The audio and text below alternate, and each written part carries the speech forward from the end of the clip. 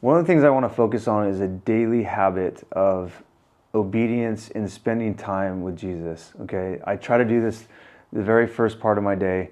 So sometimes before the kids get up, if not, get them off to school, and then right after school drop off, then I do it before I get my day started. Love to do it with a cup of coffee. I try not to look at my phone or be on my phone before I do this. Sometimes it's hard. Sometimes I have to, check a text or an email. But for the most part, I try not to touch my phone before I do this. So let's jump right into it. I have this, it's called an uncalendar. All right, I wrote some of my favorite verses on the back, and this is my daily. So it is starting with, there's 7 verses that I read every day because they're my favorite, and it kind of just gets me going, fuels my spirit. And number 1 is, thank you, God, for another day. This is the day the Lord has made. We'll rejoice and be glad in it. And that's Psalms 118:24. Number 2, trust you with everything. Trust in the Lord with all your heart and lean not your own understanding. Proverbs 3:5. Lead me today. The Lord will guide you continually. Isaiah 58:11. Forgive me and renew me. Create in me a clean heart, O God, and renew a right spirit within me. Psalms 51:10. Fill me with your peace. You will keep me in perfect peace, these whose minds are stayed on you. Isaiah 26:3. Use me to bless someone. Let your light shine before others. Matthew 5:16. Stay close to me today. The Lord is near to all who call on him. Psalms 145:18. So I start with those, and again, those are my dailies. Those are ones that are very powerful and speak to me.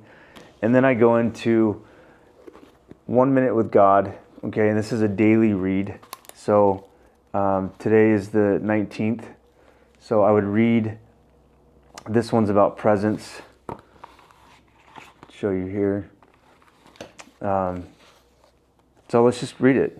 If you're a Christian, you're already in God's presence. But if you need help feeling God's presence, begin by worshiping him. Approach him with gladness, with joy, song in your heart. Praise and thank him for what he has done for you. This will make you more aware of God in your nature, in moments of peace, in acts of kindness, and in the strength that he provides to help you through tough times. So I'll read that. Sometimes I may have to read it again just to make sure that I got it. And then I go through the verses. So let us come before him with thanksgiving. Let us sing hymns, psalms, or praise. So that's Psalms 95:2. And so what I'll do is I'll grab my Bible, and each verse that I read, and I'm just going to pick a page here because it's already marked. But I'll find that verse, and then I will highlight it, and so that I've read it, that I've gone over it, and sometimes I'll continue to read more in that verse or that section. Sometimes I like it, and I'll just want to continue to learn more, and then I'll just keep highlighting everything that I've read. So those are the verses and daily reads that I do, and then I go to my calendar, and this is my personal stuff, so I'll do a clean page here. But say today's Monday, I'll put in the date here, obviously, and then I'll write the company that I'm focused on. So that one's X Endurance. This would be for lab. Okay, and then anything I need to do personal. And then I'll write my tasks here on the daily. Once I'm done with my tasks, I then pray for others. So PFO, I write all the way down.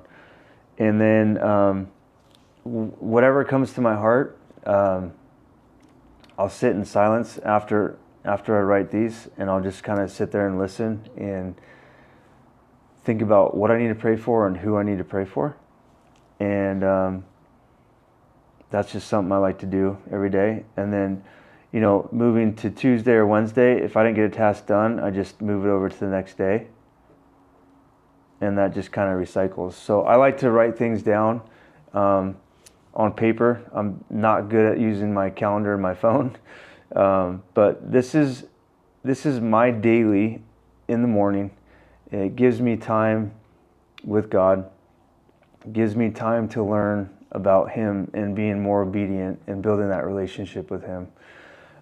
This really gets my day started. It really, especially the times that I have felt, mentally defeated or just have anxiety or stress, like these things really help me. And then a lot of times I share them with my wife.